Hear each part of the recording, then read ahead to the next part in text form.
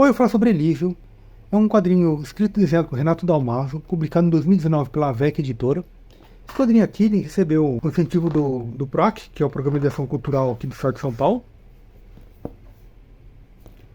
E ele fala sobre a história desse fulano aqui, que é Eliseu, que é um soldado brasileiro que participou da Segunda Guerra Mundial. Isso aqui é uma história real, isso aqui é bem interessante. Eu vou falar tudo a respeito, mas deixa eu me apresentar. Eu sou Márcio Batista, do Grupo Teatro All Cultura, e toda semana eu falo sobre algum quadrinho. E o quadrinho da semana é Elise, Uma Jornada ao Inferno.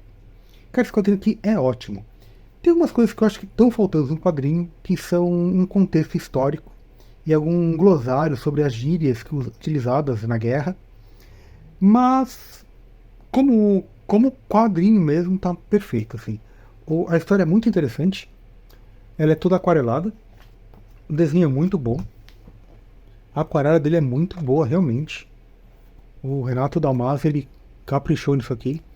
Pô, a história também tá bem interessante. Ela é uma história que são episódios, porque esse fulano aqui, como eu falei, é um soldado real. Ele então mostra o diário dele. Foi feito um. Ele escreveu um livro, que é esse livrinho aqui, que foi publicado na década de 60 ou 70, não me recordo agora. E um historiador, que é o Douglas de Almeida, que o postácio é dele, esse aqui é o único extra da edição.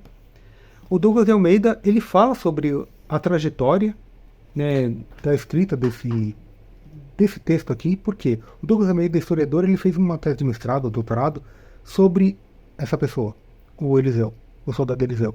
O Renato Dalmaso, ele pegou isso, conversou com o Douglas e fez um roteiro a partir das memórias do Eliseu, que inclusive é esse falando aqui, ó. Que realmente é esse aqui também, né? E foi uma coisa interessante também, o Renato Dalmaso fez uma pesquisa bacana.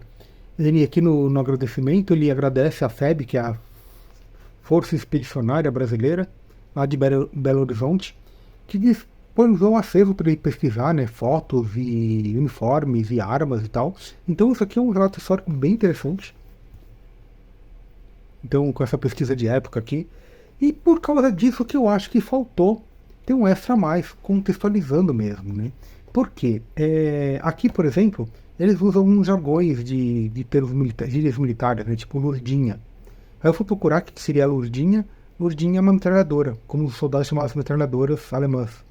Aí também tem o tedesco, o telesco, que era como os italianos chamavam os alemães, né? Então, como eles foram para a Itália, eles começaram a usar esse termo também. Então, se tivesse um glossário depois, para a gente entender o que acontece e tal, e também para a gente se posicionar na história. Por quê?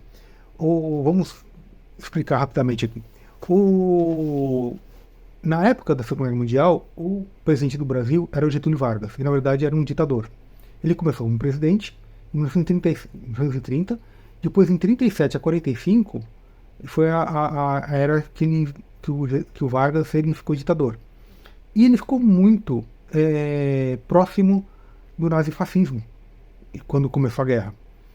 E o Brasil tinha comércio tanto com os Estados Unidos quanto com a Alemanha, que eram duas nações muito fortes, né? Então ele conseguia exportar para esses dois países. Então, quando começou a guerra, o Brasil se tornou neutro para conseguir ter acordo diplomático tanto com os Estados Unidos quanto com a Alemanha e tudo mais. E o que ocorre? Em 41, o eixo, né, que era Alemanha, Itália e Japão, a parte japonesa invadiu os Estados Unidos, o Havaí ali, que é o Pearl Harbor, e bombardeou Pearl Harbor. E por causa disso, os Estados Unidos acionou a guerra contra a Alemanha. O Brasil, ele estava com um acordo com os Estados Unidos que era muito forte, porque os Estados Unidos estavam fazendo uma siderúrgica nacional aqui. E então, o Brasil acabou com a neutralidade, ele acabou com o acordo diplomático com a Alemanha, e ele continuou exportando para os Estados Unidos. A Alemanha, vendo isso, falou assim, olha, se você acabou com o nosso acordo diplomático, então qualquer exportação para o inimigo é inimigo da gente. E a Alemanha afundou 5 navios brasileiros que estavam indo para os Estados Unidos exportar algodão, sei lá o que era, café, sei lá. E por causa disso, em 1942, quando foi afundado esses navios, o Brasil declarou guerra à Alemanha. Então teve todo esse momento. Teve a neutralidade do do Getúlio Vargas, teve a simpatia do Getúlio Vargas pelo nazifascismo no começo, e depois teve a declaração de guerra. E quando o Brasil declarou guerra, ele enviou 25 mil soldados até lá. E isso aqui é interessante porque o quadrinho ele começa em 31 de outubro de 1944, né, Dia das Bruxas. Então, é uma cena que acontece aqui, que tem esse apagão aqui. E depois, essa cena, ela continua lá na frente. Exatamente aqui nessa casa. Quando está tendo a guerra. Quando eles são emboscados e são capturados pelos nazistas. E eles vão para um campo de concentração. Mas aqui, logo no começo da história, tem esse intervalo. Começou em 44 e depois a gente vai para 2 anos antes.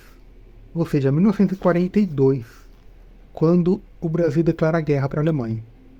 Então, eu acho que isso aqui devia ser um pouquinho mais contextualizado, sabe, nos extras. Como é um arquivo histórico, né? Isso aqui é muito interessante, né? Então deveria ter um pouquinho mais de extras, eu acho, né? Esse glossário, como eu disse, e tudo mais. Mas, como a história está muito boa. Tem uma coisa que é bem interessante, que também deveria estar nos extras, que é o seguinte. Logo no começo da história aqui, os soldados brasileiros, eles encontram com os soldados americanos, tá vendo? Eles estão aqui num caminhão. Então os soldados americanos estão falando em inglês. Então tem palavras em inglês, palavras em italiano e também frases em alemão, que não são traduzidas, que eu acho bem interessante, por quê? Porque os soldados, como não sabem o alemão e tudo mais, eles escutam e não entendem, né? Então a gente sente esse desconforto também. Mas hoje em dia com o Google Lens a gente consegue ver tudo isso aqui e a gente vê o que eles falaram, estão falando que isso aqui é interessante. Mas voltando para cá, a gente fala do Google Lens. Aí, aqui, um soldado americano fala assim, mas é um batalhão com soldados negros e soldados brancos juntos? Que merda é essa? Por quê? Em 45 havia ainda muito segregação racial nos Estados Unidos. Na verdade, no mundo todo. Por quê? Eu fui procurar a respeito disso, né? E que lá nos Estados Unidos teve segregação racial até na década de 60, né? Quando teve a lei que proibia que negros e brancos tinham que ser separados. Mas, ou seja, a guerra aconteceu em 45, né? Então ainda tinha muito racismo lá nos Estados Unidos, né? Então, os soldados negros e os soldados brancos ficavam em batalhões diferentes. Isso não acontecia só nos Estados Unidos. Com os franceses acontecia isso também e com os ingleses também. Então, a Inglaterra, a França e os Estados Unidos mandavam soldados com batalhões diferentes, soldados só de negros, soldados só de brancos. Eles queriam combater o nazifascismo, mas não combatiam o racismo, né? Então, o único exército da Segunda Guerra Mundial que tinha negros e brancos no mesmo batalhão era o Brasil. Então, cara, isso aqui é muito interessante de ser colocado num quadrinho desse, né? Porque isso aqui realmente é um dado histórico, né? E é isso. E tem muita coisa interessante aqui. Tem uma coisa bacana, deixa eu abrir essa página aqui, né? Que é aqui os Estados Unidos bombardeando Munique, porque eles estão aqui no campo de concentração. E o campo de concentração, um dos campos de concentração era na cidade de Munique. E quando eles chegam aqui em Munique, a cidade está perfeita, né? Não está nada estrupiada como a cidade italiana que eles tiveram lá, né?